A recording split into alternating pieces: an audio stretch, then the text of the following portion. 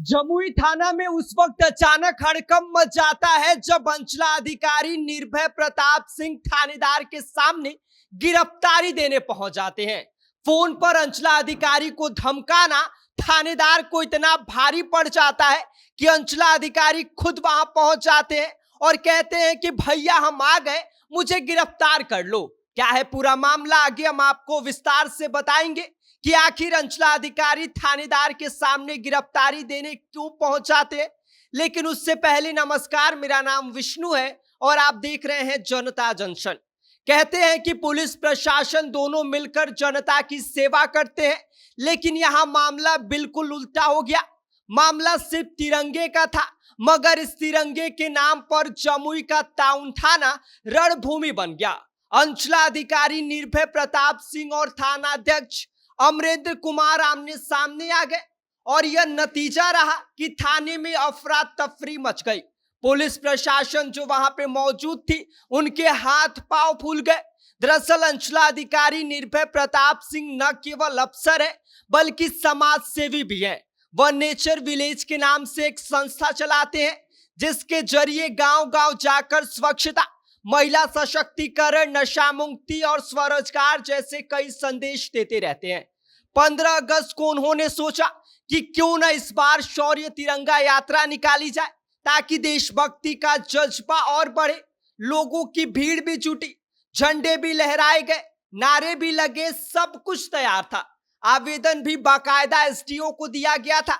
लेकिन जैसे ही यात्रा शुरू करने का वक्त आया, पुलिस सामने दीवार बनकर खड़ी हो गई।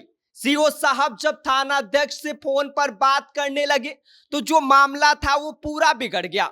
मीडिया कर्मियों के सामने ही थानेदार ने सीओ साहब को हड़का दिया और ऐसा लहजा दिखाया जैसे किसी अपराधी को समझा रहे हो कि भाई साहब आदेश नहीं मानोगे तो हम तुमको उठाकर बंद कर देंगे और एफआईआर दर्ज कर देंगे। अब जरा सोचिए कि जब एक अंचला अधिकारी को इस तरह से धमकी दी जाए तो आम जनता से पुलिस कैसे पेश आती होगी।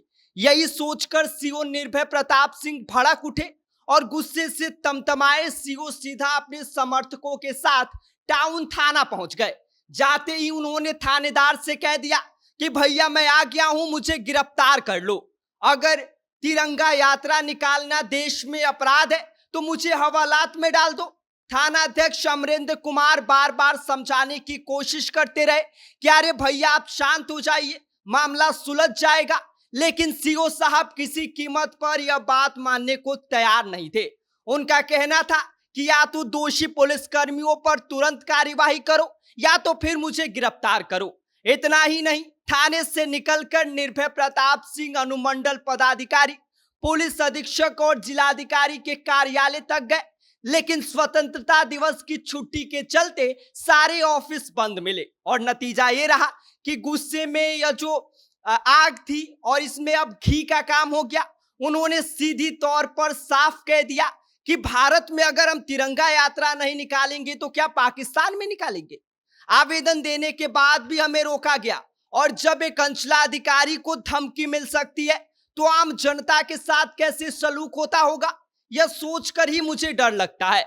यही नहीं रुके, निर्भय प्रताप सिंह ने सबके सामने अपने पद से इस्तीफा देने का ऐलान कर दिया और कहा कि आज से मैं अंचला अधिकारी के पद से इस्तीफा देता हूं, कागजात विभाग को भेज दूंगा और अगर मैंने कोई अपराध किया है तो मुझे गिरफ्तार कर लो, वरना जो थानाध्यक्ष दोषी है उस पर कार्यवाही करो। अब पत्रकारों की भीड़ में यह बयान किसी बम की तरह फटा। लोग समझ ही नहीं पाए कि यहां अफसर जज्बात में बह रहा है या सचमुच व्यवस्था की पोल खोल रहा है।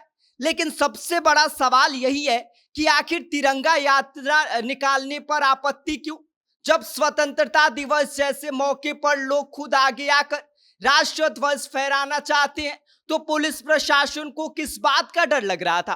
क्या भीड़ का नाम पर रोक लगी या फिर अफसरशाही का अहंकार बीच में आ गया, अभी यह स्पष्ट नहीं है। अभी जमुई का यह मामला पूरे बिहार में हवा की तरह फैल गया।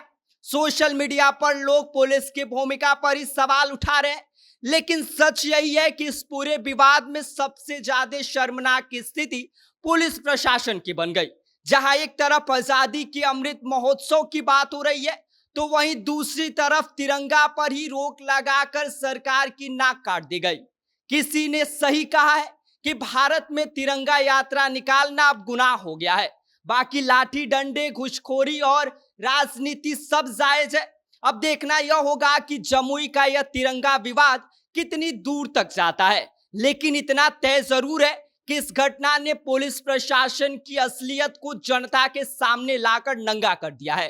बाकी इस पूरी खबर पर आपका क्या कहना है, आप क्या सोचते हैं, आप हमें कमेंट कर सकते हैं। आप देख रहे हैं जनता जंक्शन, मेरा नाम विष्णु है।